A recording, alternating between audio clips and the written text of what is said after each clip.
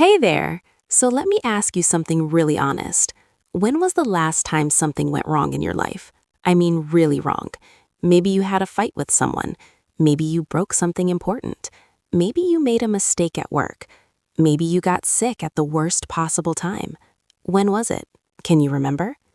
Yeah, I thought so. Because here's the truth. Problems happen to everyone, every single person, every single day. And you know what? That's actually okay. That's normal. That's life. Welcome to English Club Podcast. I'm Emily, and I am so glad you're here with me today. This is our space where we learn English together in a really natural, comfortable way, just like two friends sitting down and having a real conversation.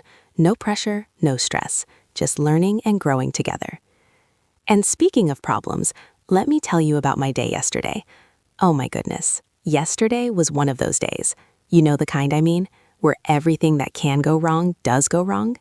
So I woke up late because my alarm didn't go off. My phone died during the night, so no alarm. Great start, right? Then I rushed to get ready and I spilled coffee all over my favorite shirt, all over it. So I had to change completely. Then I missed my bus to work.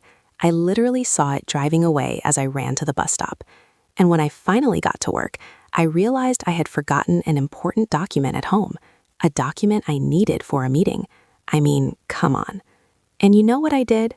I took a deep breath, I sat down at my desk, and I thought, okay, Emily, you have problems. What are you going to do about them?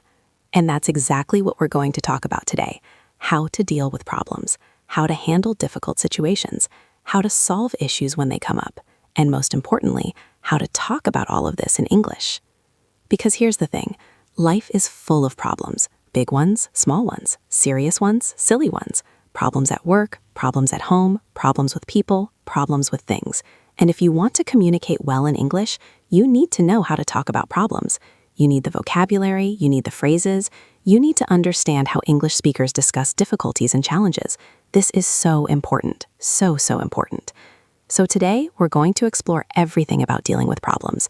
We're going to learn the language you need, the expressions people actually use, the conversations you might have, and I'm going to share so many stories with you, real stories from my life, times when I handled problems well, times when I handled them badly, times when I learned important lessons, because that's how we learn best, right?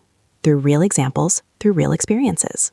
By the end of this episode, you're going to feel so much more confident talking about problems in English. You're going to know how to describe what went wrong, how to explain difficulties, how to ask for help, how to offer solutions, how to discuss problems with friends, with colleagues, with anyone. And honestly, you might also pick up some useful life advice about actually dealing with problems, not just talking about them. And hey, before we dive in, if you're enjoying this podcast, please like and subscribe to our channel for more English learning podcasts. It really helps us create more content for you. Seriously, your support means everything. It helps us keep making these episodes for you. Okay, so let's start with the basics. What is a problem? Well, in simple terms, a problem is a situation that's difficult or unwanted, something that makes life harder, something that needs to be fixed or solved. We use lots of different words for problems. We say problem, issue, difficulty, trouble, challenge. These words are similar but slightly different. Problem is the most common word. It's general. It can be big or small. I have a problem with my computer. That's a problem. I have a problem in my relationship. That's also a problem. Very versatile word. Issue is a bit more formal. It's often used in professional situations or for ongoing problems. We have an issue with the new system at work. There's an issue with the quality of these products. It sounds a bit more serious, a bit more professional than problem. Difficulty is about something being hard to do or deal with. I'm having difficulty understanding this concept. She's having difficulty sleeping. It focuses on the challenge aspect. Trouble is interesting. It can mean problems in general, or it can mean you're in a bad situation. I'm in trouble. That means something bad happened and there might be consequences. The car is giving me trouble. That means the car has problems. Challenge is actually quite positive. A challenge is a difficult situation, yes, but it's something you can overcome. It's something that makes you stronger. Learning English is a challenge. Starting a new job is a challenge. We use this word when we want to sound optimistic about difficulties. So those are some basic words, and you'll hear me use all of them today because that's how we naturally speak. We vary our vocabulary. We don't just say problem over and over. We mix it up. Now, let's talk about types of problems, because not all problems are the same, right? Some problems are small. We call these minor problems or small issues. Like, oh, I forgot my umbrella and it's raining. That's annoying, but it's not the end of the world. It's minor. Other problems are big. We call these major problems or serious issues. Like, I lost my job, or I'm really sick, or my house flooded. These are serious. They affect your life in big ways. Some problems are urgent. They need to be solved immediately, right now. Like, there's a fire in the building. That's urgent. You can't wait. You have to act now. Other problems are not urgent. You have time. You can think about them. You can plan. Like, I want to change careers. That's important, but you don't have to do it today. You can take your time. And here's something interesting. The same problem can feel different to different people. What's a major problem for one person might be a minor problem for another person. It depends on your situation, your personality, your experience. For example, public speaking. For some people, giving a presentation is no big deal, easy. But for other people, it's terrifying. It's a huge problem. So we can't judge other people's problems, you know? We have to be understanding and empathetic. Let me tell you about a time when I learned this lesson. A few years ago, I had a colleague. Let's call her Sarah. And one day, Sarah was really upset at work. Really upset, almost crying. And I asked her what was wrong. She said, I can't find my favorite pen. I've looked everywhere and I can't find it. And honestly, my first reaction was to think, it's just a pen. That's not a big problem. But I didn't say that because I could see that for Sarah, it was a big problem. That pen was special to her. It was a gift from someone important. It had sentimental value. So instead, I said, oh no, that's really frustrating. Let me help you look for it. And we found it together, and she was so relieved and so grateful. That experience taught me something important. Don't minimize other people's problems. Don't say, that's not a big deal, because for them, it is a big deal. Be kind, be supportive, help if you can. Okay, so now let's talk about how to describe problems in English. How do we actually talk about what went wrong? There are lots of phrases for this. Let me give you some really common ones. First, we often start with the problem word itself. I have a problem. There's a problem. We've got a problem. Simple and clear. Then we can add details. I have a problem with my laptop. It won't turn on. There's a problem with the schedule. 2 people are supposed to work at the same time. We've got a problem with the budget. We're spending too much money. Another common phrase is something went wrong. This is very natural. Something went wrong with the order. Something went wrong during the event. Something went wrong with my plans. We use this when we don't know exactly what the problem is or when the problem just happened and we're still figuring it out. We also say, something's not working or something's not right. My phone's not working. The internet's not working. Something's not right here. Something's not right with this situation. These phrases are great for when you notice a problem but maybe can't explain it fully yet. Then there's ran into a problem or came across an issue. These mean you encountered a problem, you found a problem. I ran into a problem while installing the software. We came across an issue with the paperwork. Very common in work situations. Here's a really useful one. I'm having trouble with something. I'm having trouble sleeping. I'm having trouble concentrating. I'm having trouble understanding this. This phrase is perfect for ongoing difficulties, things that are challenging you repeatedly. And we say, faced with a problem or dealing with an issue. I'm faced with a difficult decision. We're dealing with some technical issues right now. These sound a bit more serious, a bit more formal. Let me give you a real conversation example. Imagine you're talking to your friend about a problem at work. Here's how it might sound. You say, hey, I'm having some trouble at work lately. Your friend says, oh no, what's going on? You say, well, there's this new project and I'm having difficulty understanding what my manager wants me to do. Every time she explains it, I get confused, and I'm worried about making mistakes. Your friend says, have you tried asking her to explain it again? You say, yeah, but I feel embarrassed. I don't want to seem stupid, you know? Your friend says, I understand, but it's better to ask questions than to do the wrong thing. Maybe you could say something like, I want to make sure I understand correctly. Could we go over this one more time? You say, that's a good idea. I'll try that. Thanks. See how natural that sounds? That's how people really talk about problems. They describe the situation. They express their feelings. They ask for advice. They support each other. Now, let's talk about common problems people face and how to talk about them. Let's start with technology problems because, oh my goodness, these happen all the time, all the time. My computer crashed. This means your computer suddenly stopped working completely. My phone froze. This means your phone stopped responding. The screen won't change. Nothing happens when you touch it. I can't connect to the internet. Classic problem, right? The app keeps crashing. This means the app closes unexpectedly over and over. I lost all my data. Ah, this is a nightmare. This means your files, photos, information, everything disappeared. The battery died. Your device ran out of power. It's running really slow. The device works, but it's very, very slow. I accidentally deleted something important. We've all done this. Here's a story about a technology disaster I had. About 2 years ago, I was working on a really important presentation, really important. It was for a big meeting with our company's clients. I had been working on this presentation for weeks, and the day before the meeting, I was making final changes on my laptop, and suddenly my laptop just turned off. Just black screen, dead. I tried to turn it on again. Nothing. Completely dead. I panicked. I really panicked. My heart was racing, my hands were shaking, because all my work was on that laptop, and I hadn't backed it up. I know, I should always back up my files, but I hadn't. Stupid mistake. So what did I do? First, I took a few deep breaths. I tried to calm down. Then I called a friend who's good with computers. I explained the problem. I said, my laptop died and won't turn on. I have an important presentation on there and I need it by tomorrow. Can you help me? He came over that evening. He looked at the laptop. He tried different things. And finally, he managed to get it to turn on for just a few minutes. Just enough time for me to copy the presentation file to a USB drive. I was so relieved, so grateful. But you know what I learned? 2 things.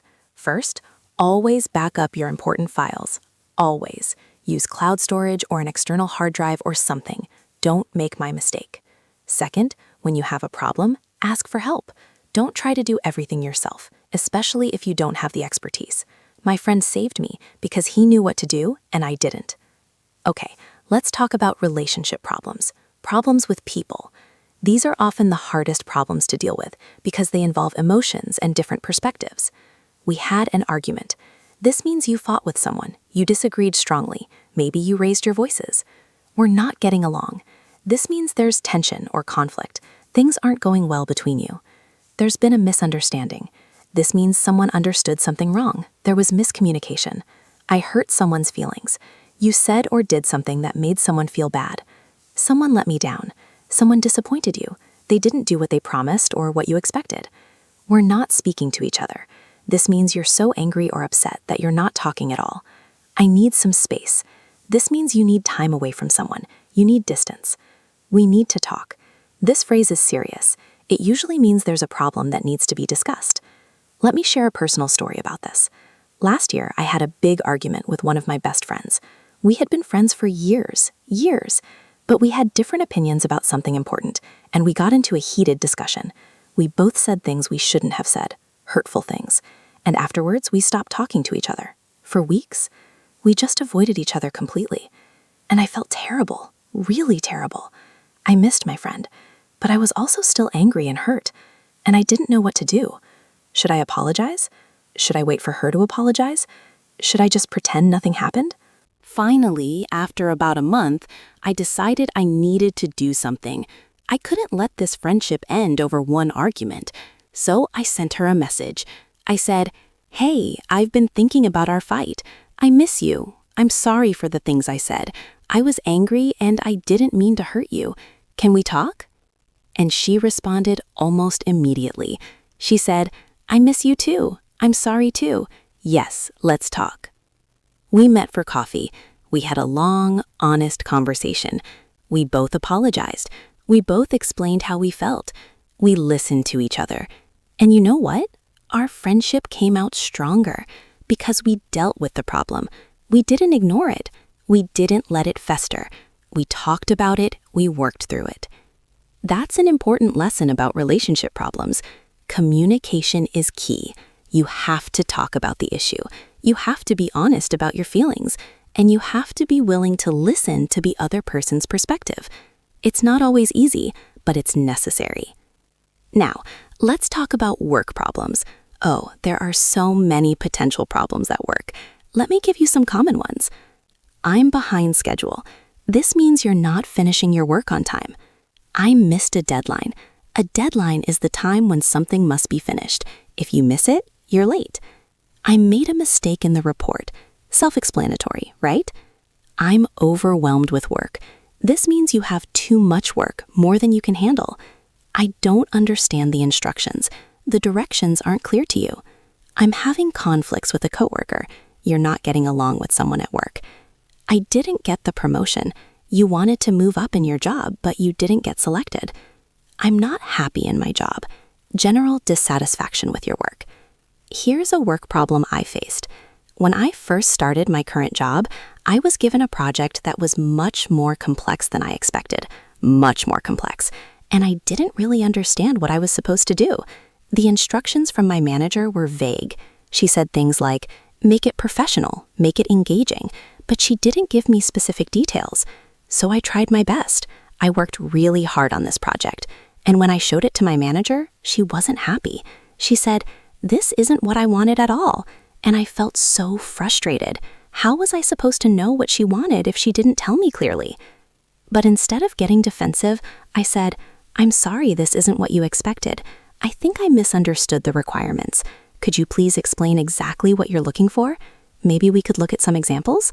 And she did. She showed me examples, she explained in detail, and I understood. And I redid the project, and it was exactly what she wanted. The lesson? When you don't understand something at work, ask questions, ask for clarification, ask for examples. It's not stupid to ask questions. It's smart. It's professional. It prevents bigger problems later.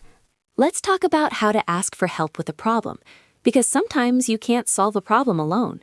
You need help, and that's okay. That's completely okay. In fact, asking for help is a sign of strength, not weakness. Here are some phrases for asking for help. Can you help me with something? Very simple, very direct. I need your help. Also direct, shows it's important. Could you give me a hand?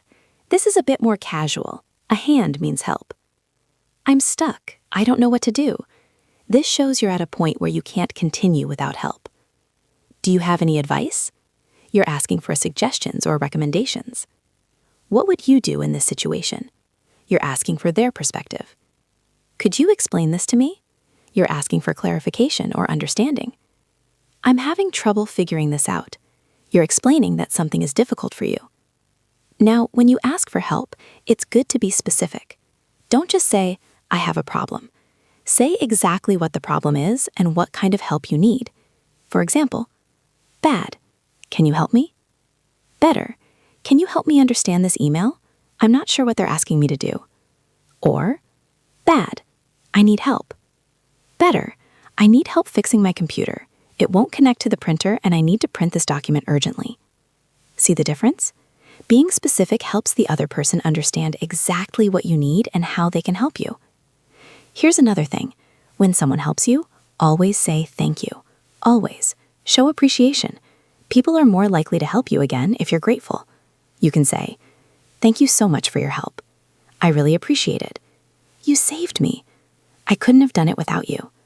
Thanks for taking the time to help me. These phrases showed genuine gratitude. Let me tell you about a time when asking for help saved me. I was planning a trip to another country, my first international trip alone, and I had to book flights, hotels, transportation, everything. And I was so confused, so overwhelmed. I didn't know where to start. I didn't know how to find good deals. I didn't know what documents I needed.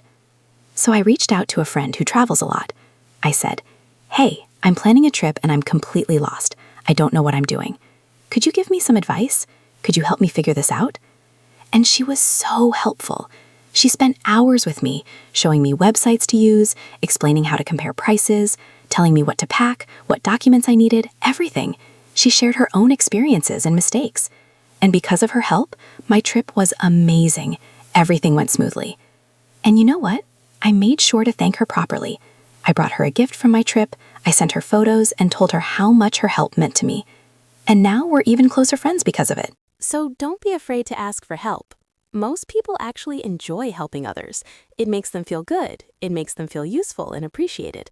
Just remember to be polite, be specific, and be grateful. Now let's talk about offering help to someone else. Because when you see someone struggling with a problem, you might want to help them. How do you offer help in English? Can I help you with that? Do you need any help?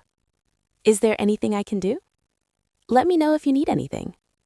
I'm here if you want to talk about it. Would you like me to take a look at that? I'd be happy to help if you want.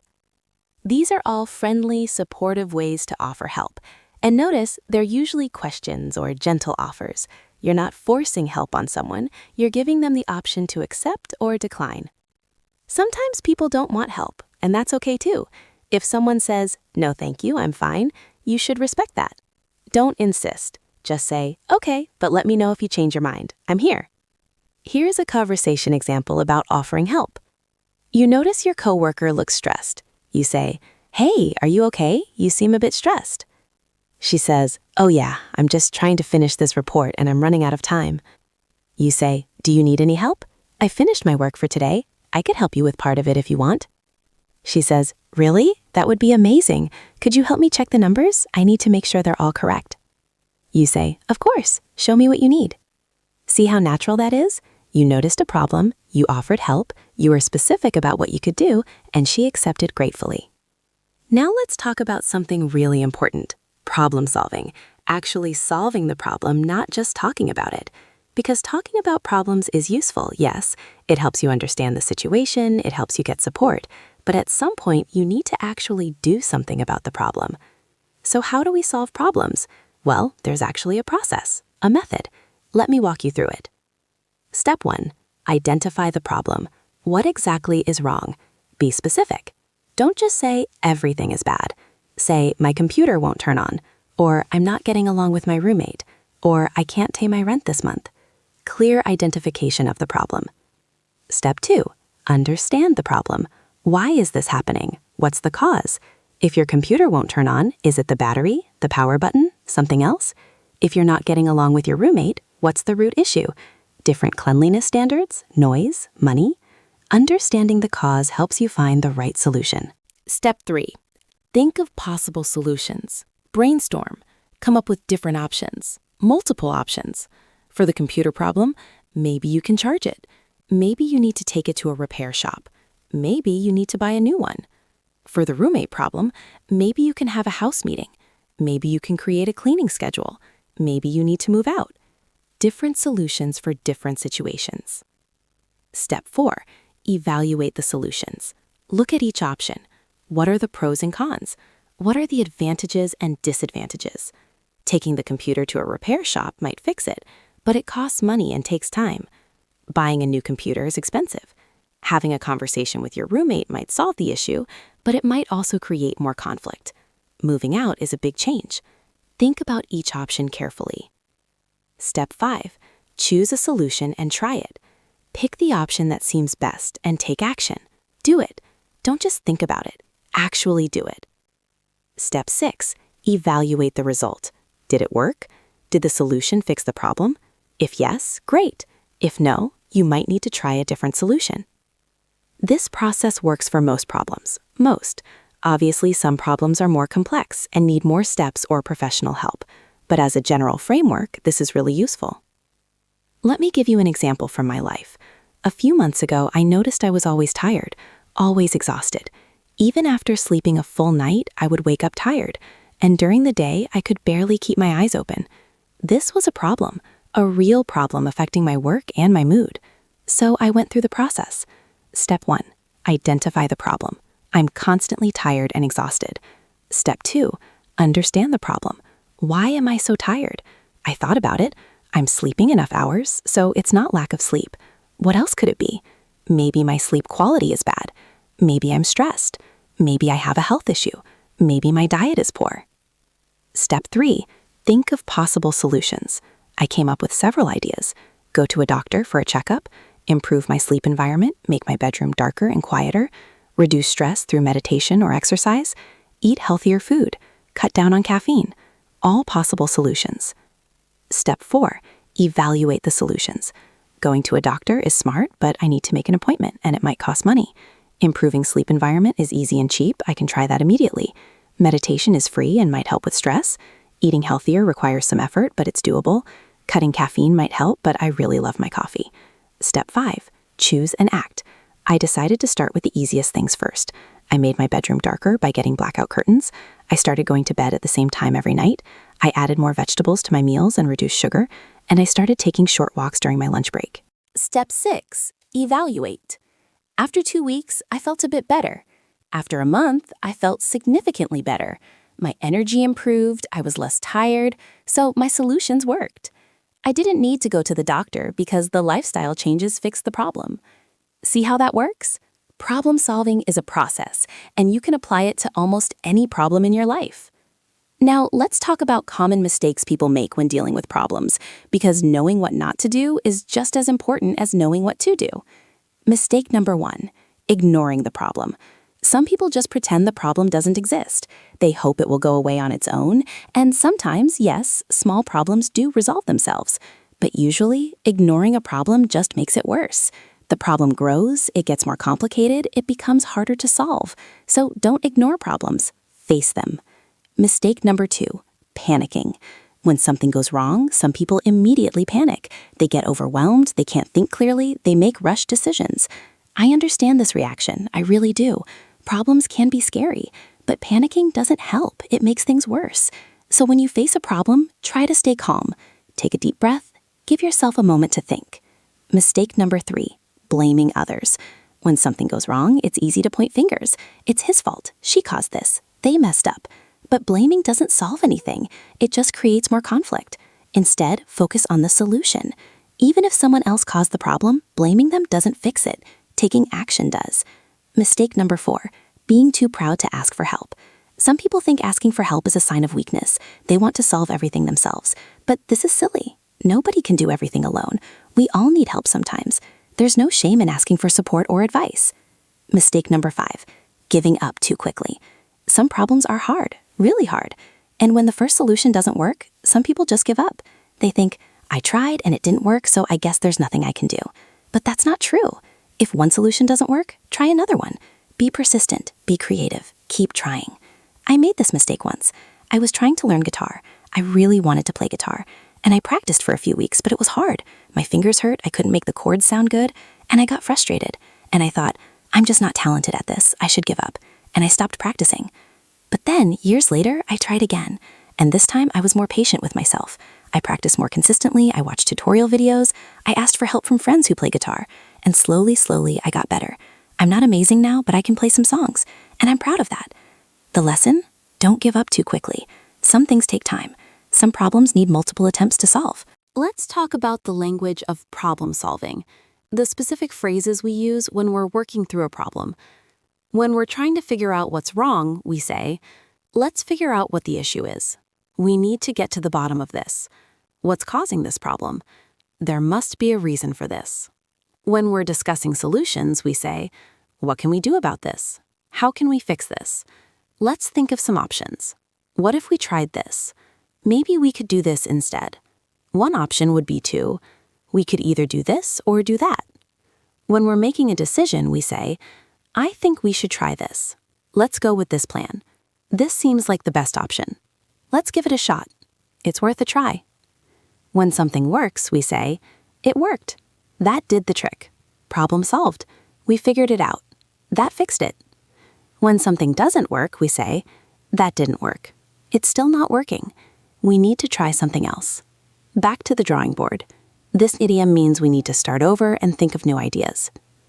Let me give you a longer conversation example. Imagine you and your friend are trying to plan a party, but you're having problems with the venue. Okay, so we have a problem. The venue I booked for the party just called. They double booked and they can't host us anymore. Friend, oh no, that's terrible. When's the party? Next Saturday, so we have 1 week to find a new place. Friend, okay, let's think of some options. What about your apartment? Could we have it there? I thought about that, but my apartment is too small. We're expecting 40 people. Right, that won't work. What about a restaurant? We could book a private room. Maybe, but that might be expensive, and we already spent our budget on food and decorations. True. What if we used a park? There's that nice park downtown with picnic areas. Oh, that's a good idea.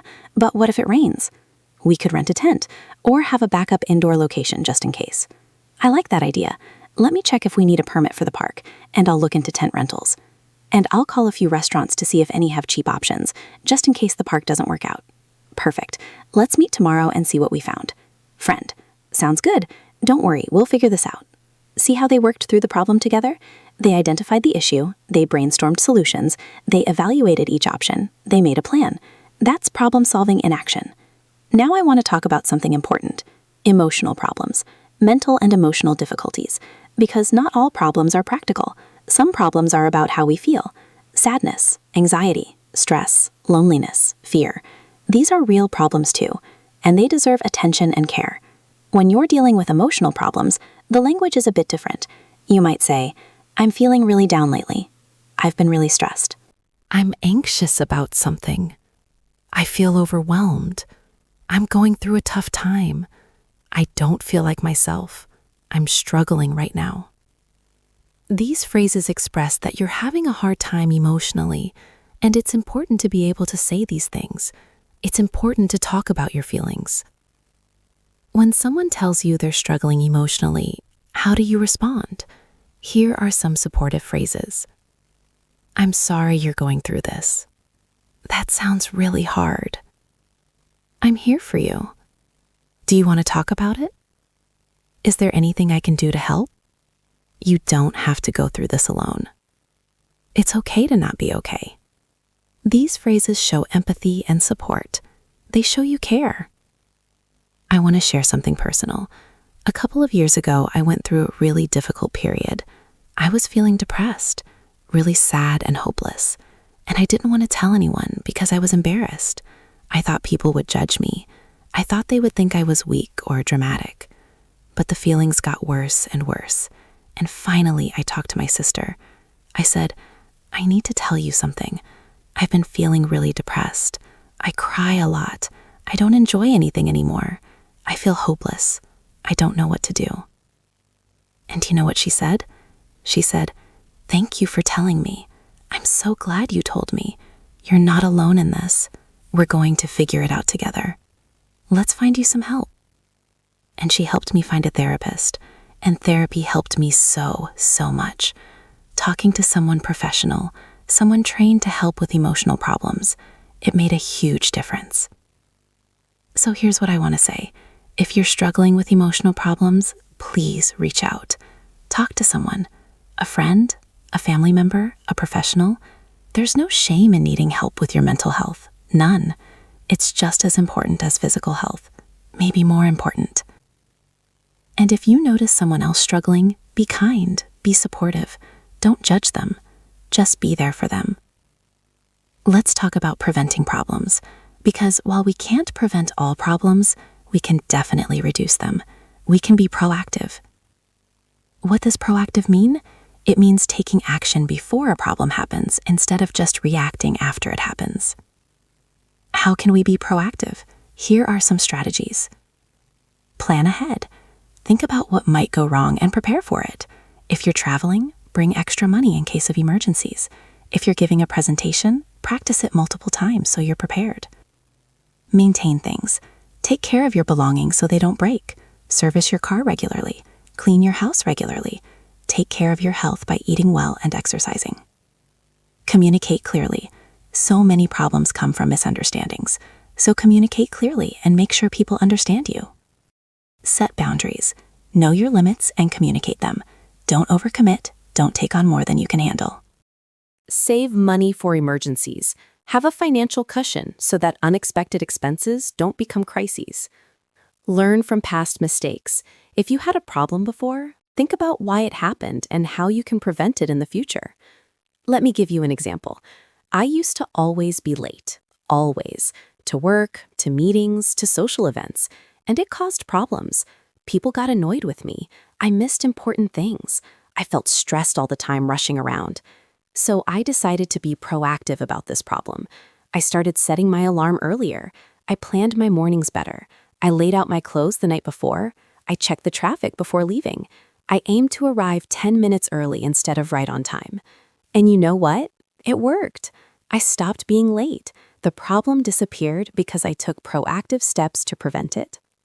Now let's talk about some specific problem phrases and idioms that English speakers use. These are really common and natural, so it's good to know them. Run into trouble. This means to encounter problems. We ran into trouble with the project. Hit a snag. A snag is a small problem or complication. We hit a snag with the planning, but we'll figure it out. In hot water. This means in trouble, usually because you did something wrong. He's in hot water with his boss for being late again. Get out of a jam. A jam is a difficult situation. Can you help me get out of this jam? Between a rock and a hard place. This means facing a difficult choice where both options are bad. I'm between a rock and a hard place. I need money, but I don't want to ask my parents for help. Last resort. This is the final option when everything else has failed. Moving back home would be my last resort. Quick fix. A temporary solution that's fast, but might not solve the problem permanently. Taping the broken chair is just a quick fix. We need to repair it properly. Nip it in the bud.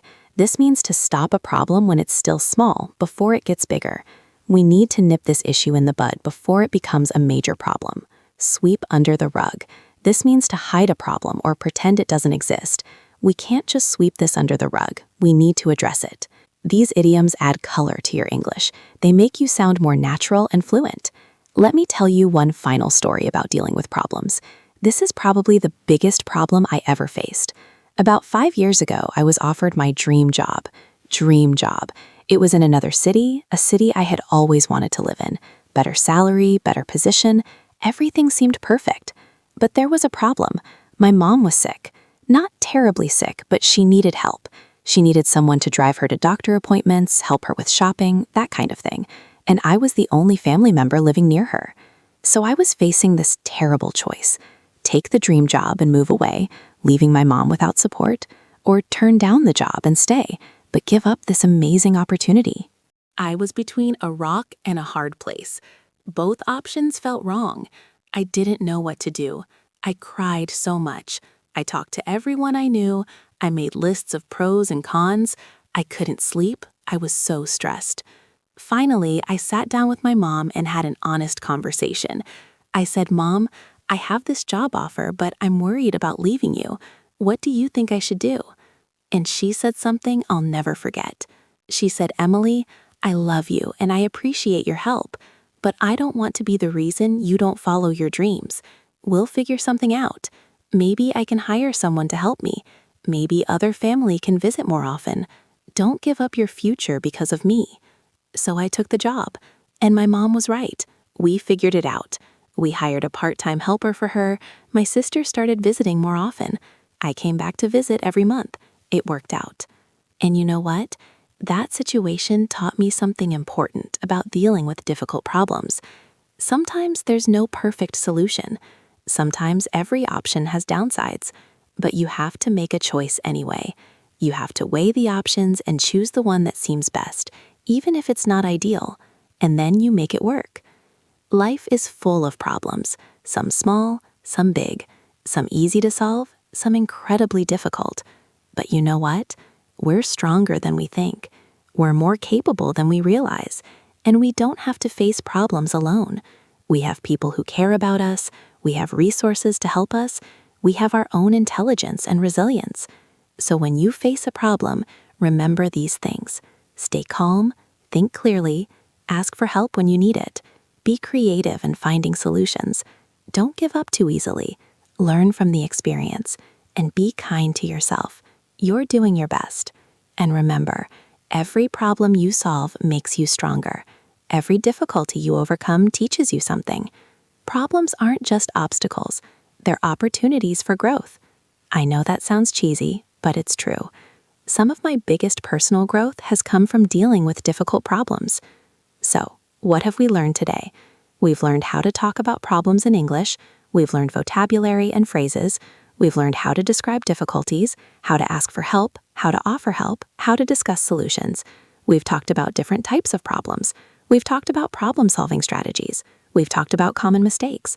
We've talked about emotional problems. We've talked about prevention. And we've explored lots of real examples and stories. I hope you feel more confident now, more prepared, because you will face problems in life. That's guaranteed. But now you have the language to talk about them, and you have some strategies to deal with them. That's powerful. That's really powerful. Leave a comment below and practice talking about problems in English. This is your chance to use what you learned today. And who knows, maybe other listeners can offer advice or support.